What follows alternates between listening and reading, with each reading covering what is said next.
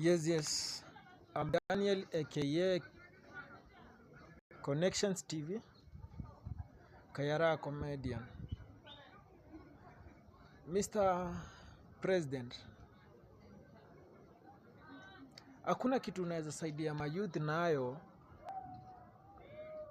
saa hii hata kuwapea kazi apart from kutoa kandege kwa system or aviator. Hakuna kitu ingine unaweza saidia mayouth nayo. Usijifanye. Mayouth wanateseka, wanaumia just because of aviator.